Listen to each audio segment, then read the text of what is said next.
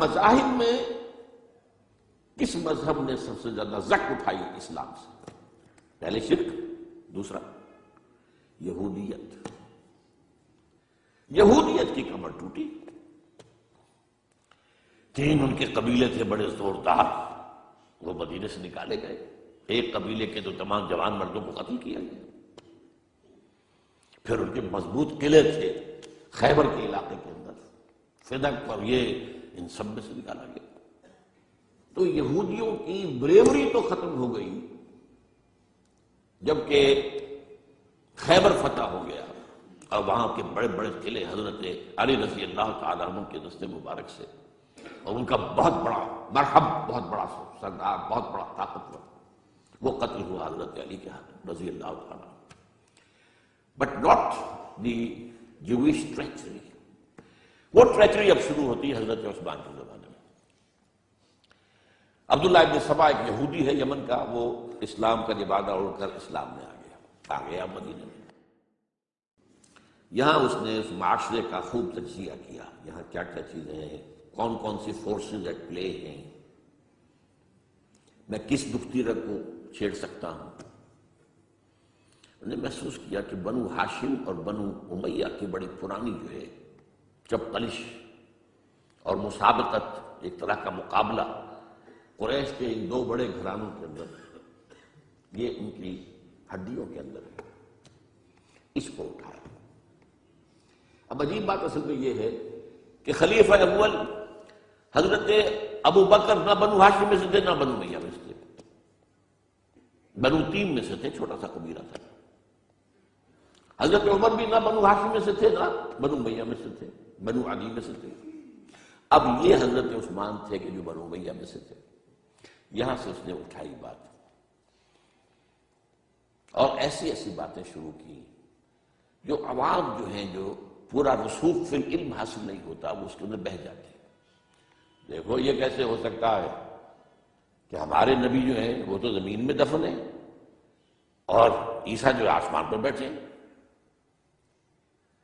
اور عیسیٰ تو دوبارہ آئیں گے اور ہمارے نبی نہیں آئیں گے، آئیں گے وہ بھی آئیں گے، اور ہر نبی کا ایک وصی ہوتا ہے، محمد کا وصی علی ہے، اسے ہونا چاہیے خلیفہ، وہ بنو ہاشم میں سے ہے۔ باقی جو بھی خلیفہ بنا ہے قاسم نے، ابو بکر قاسم، عمر قاسم، اور اب جو ہے سب سے بڑا قاسم نہیں غصاب کہتے ہیں اس کو، وہ تو بنو امیہ میں سے عثمان۔ ہاؤ کم، کیسے خلافت اس کی؟ اور اس نے اس تک بات بڑھائی ہے کہ حضرت علی تو خدا ہیں، اوتار ہے خدا کا۔ یہ ساری چیز آج بھی یا علی مدد کا نعرہ جو لگ رہا ہے، یہ وہی سبائیت کے اثرات ہیں۔ یا اللہ مدد کا نعرہ نہیں لگاتے، یا محمد مدد کا نعرہ کوئی نہیں لگاتا، یا علی مدد۔ یہ ساری چیزیں جو ہیں سمجھ لیجیے، حضرت علی رضی اللہ تعالیٰ عنہ کے بارے میں غالب بھی کہتا ہے مشغول حق ہوں بندگی بوتراب میں۔ بوتراب حضرت علی، ان کی بندگی کرتے ہوئے میں اصل میں اللہ کی بندگی، میں ان کی بندگی کرتا ہوں گویا کہ اللہ کی کرتا ہوں۔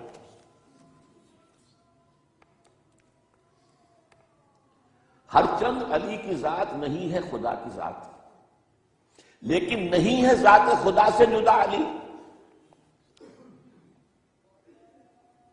یہ ساری باتیں اس نے پھیلائی اور فتنہ پڑا،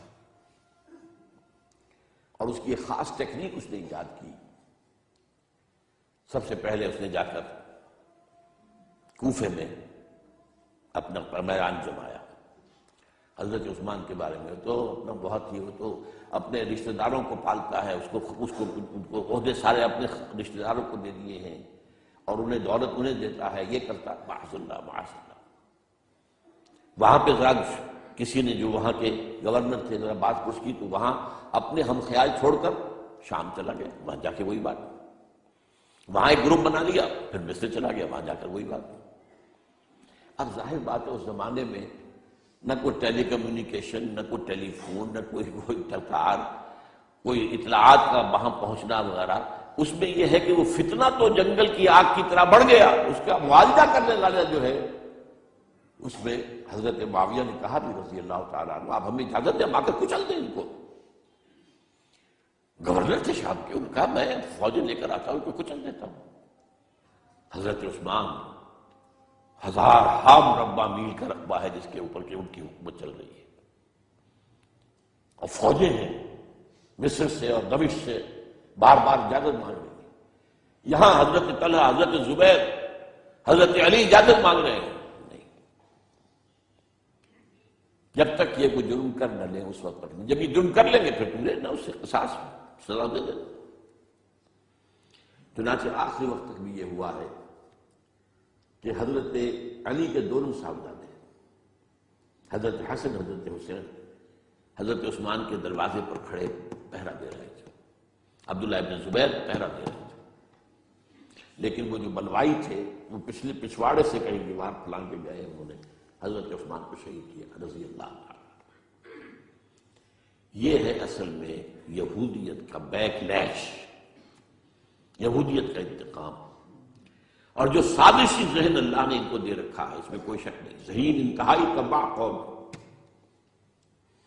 لیکن ان کا جسے ہم کہتے ہیں ایول جینیس، تو اس کی ان کی ذہانت کا جو ہے میدان سازش، اور اس میں اتنے ماہر ہیں کہ وہ زخم لگایا ہے اسلام کو، جسد ملی کو. ابھی تک اس سے خون نکل رہا. یہ سنیت اور شیعت کی تقسیم کہاں سے شروع ہوئی؟ وہی سبائیت ہے، وہی سے تو ہے. حالانکہ جب حضرت علی کی بیعت ہو گئی ہے تو حضرت علی نے پھر عبداللہ ابن سواد نے کہا توبہ کرو، تم کہتے ہو کہ میں خدا ہوں، توبہ کرو ورنہ میں تمہیں زندہ جلا دوں گا. نہیں، تم ہماری جتنی چاہے آگ مالو، ہم تم آپ کہتے تم اللہ ہو.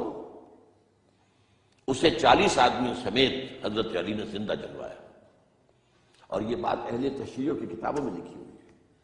بدقسمتی سے آج کل اگر کوئی بات کی جاتی ہے عبداللہ ابن سبا کے خلاف تو وہ سمجھتے ہیں کہ یہ شیعت کے خلاف بات ہو رہی ہے. حالانکہ حضرت علی نے تو خود ان کی اپنی کتابوں کے مطابق عبداللہ ابن سبا اور اس کے 40 ساتھیوں کو زندہ جلایا. تو خدا ہے، تو ہمیں آزما رہا ہے. وَلَنَبْلُوَنَّكُم بِشَيْءٍ مِّنَ الْخَوْفِ وَالْجُوعِ وَنَقْصٍ مِّنَ الْأَمْوَالِ وَالْأَنفُسِ وَالثَّمَرَاتِ. بس اسی طرح ہماری آزمائش کر رہا ہے. بہرحال یہ ہے پس منظر حضرت عثمان کی شہادت کا رضی اللہ تعالیٰ.